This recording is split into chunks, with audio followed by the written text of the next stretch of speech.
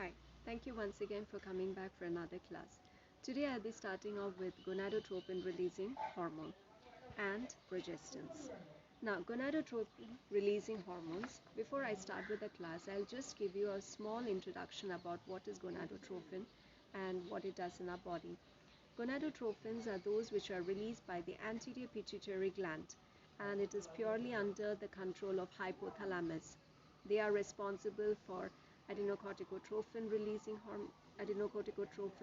hormone and luteinizing hormone, follicle stimulating hormone, um, thyroid stimulating hormone, prolactin, and even growth hormone. So these 6 hormones will be released and they go for circulation, they enter into target cells, and that's how they carry out their functions in their body. Now, gonadotropin releasing hormones, these are very much important as they direct their care in providing suppression to estrogen or androgen secretion, and they will be suppressing the luteinizing hormone as well as the follicular stimulating hormone.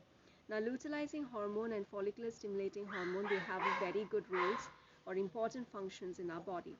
Luteinizing hormones, these are responsible, like in case of females, these are responsible for inducing ovulation and corpus luteum formation, and they also stimulate the ovaries to produce estrogen and progesterone.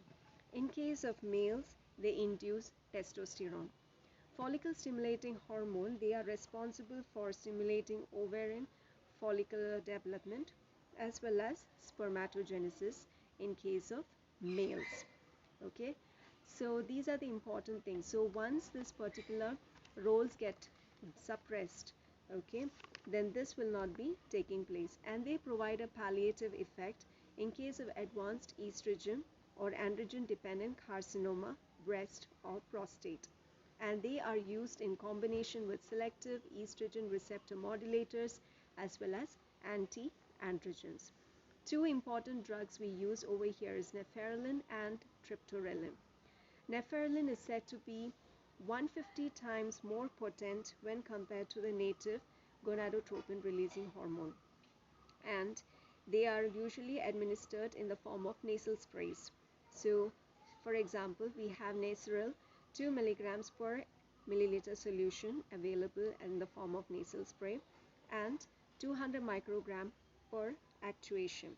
What it does in the body is it causes down regulation of gonadotropin releasing hormone receptors of the pituitary, and it takes place within 10 days, but the peak inhibition of gonadotropin takes place within a month. And once the action is done, it gets broken into shorter peptide chains, and the half-life in the plasma is about 2 to 3 hours.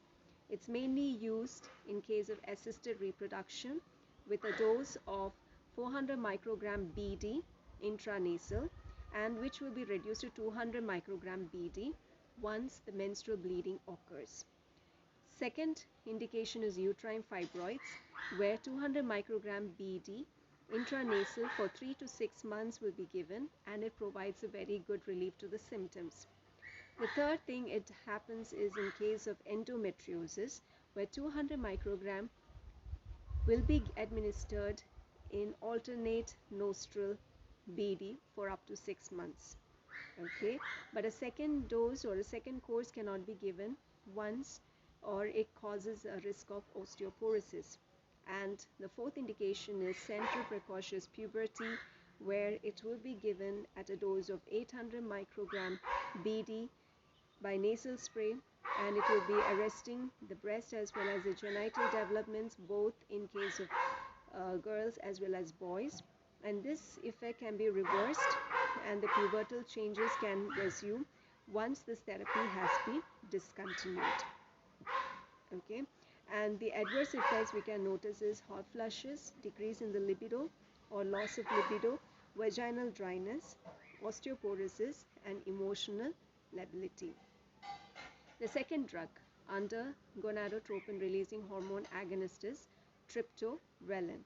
It is long-acting gonadotropin releasing hormone agonist, and it is injected intramuscularly at an interval of 4 weeks. And it's indicated when there is a long-term gonadotropin suppression is required in case of carcinoma prostate, endometriosis, precocious puberty, and uterine leiomyoma, otherwise called as the uterine fibroids. And in case of prostate cancer, it can be combined with anti-androgens like flutamide as well as bicalutamide, because it will prevent the initial flare-up of the tumor that occurs due to increase in gonadotropin secretion for the first 1 to 2 weeks. And the dose is 2.5 to 3.5 mg intramuscular at 3 to 4 weeks interval. So this is all about gonadotropin releasing hormone agonist. So two important drugs, neferalin and triptorelin. Basically they are used in the palliative treatment also, as well as they are used for suppression of estrogen and androgen secretion, so that we can go for inhibiting luteinizing hormone as well as the follicular stimulating hormone in the body. And the second and the last category under drugs altering hormonal milieu is progestins. So they bring about temporary remission in some cases of advanced, recurrent, usually after surgery or following any radiotherapy, and metastatic endometrial carcinoma. High doses are required when we are going for administering progestins, and they have to be used in case of palliative treatment of metastatic carcinoma, breast, that has become unresponsive to tamoxifen treatment. And the commonly used drug under progestin is hydroxyprogesterone. So with this, I have completed all the anti-cancer drugs, cytotoxic as well as the drugs altering the hormonal milieu. Now I will talk about certain nurses' role or certain nurses' responsibilities that you need to carry out being a nurse. Sometimes a patient comes up with certain complaints. So one common complaint that you can notice is hair loss. So you need to prepare the patient before we start with the treatment that the hair loss or alopecia is very common. Usually after the first chemo, within 1 to 2 weeks it will start. Okay, their hair will start thinning and finally they start showing up with the baldness. So you can encourage the patient to go for wearing wigs, or if the patient prefers to shave their head, we can go for motivating, or we can support them with that particular decision. The next thing what we can find is fatigue. Sometimes fatigue can be too debilitating, which can become painful. It can cause a lot of depression, inactivity in the patient, as well as cause a lot of insomnia. So you can encourage the patient to do simple exercises like making them to walk for 30 minutes. You can make them to use certain hand weights at home, and you can make them to get involved in certain things which is of their interest, and most importantly inform them to focus, or try to make them to focus on what is their strength rather than what they can't do. Third complaint that they come up with is nausea and vomiting.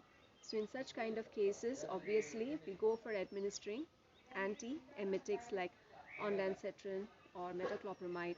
We go for administering this.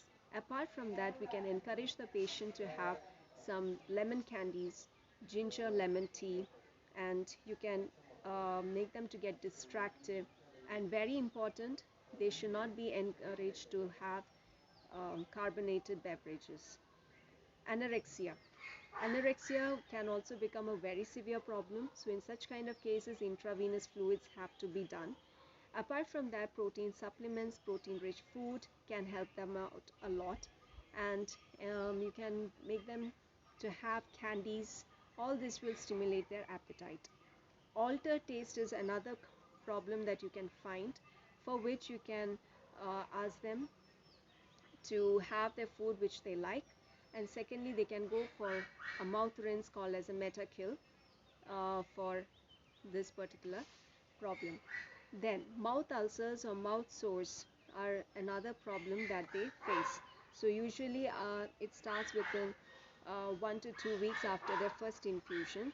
So you can instruct your patient to use soft bristles toothbrush and you can encourage them to have soft, bland, cool food, avoid tart, salty and spicy food, and alcohol based mouthwashes should not be given to your patient, and you can encourage the patient to swish their mouth using Whiskas lidocaine. Another complaint that you have to strictly monitor your patient for is infection, another important thing. So monitor the patient as their immunity will be suppressed. So usually after following the chemotherapy, the next day you can go for administering Neulasta, which will be boosting up their WBCs or their white blood cells. Constipation, patient will be giving complaint of constipation, so sometimes we usually encourage the patient to have a lot of fiber rich diet, and apart from that exercise also helps them out. But in some cases it becomes so severe that you will have to start off with soft or mild laxatives. Dulcolax tablets have to be given to your patient. Insomnia is another complaint. So usually when they are very upset because of their changes in body image, their self-esteem gets affected, their self-concept gets affected. In such kind of cases, insomnia can happen, which can cause a lot of problems again.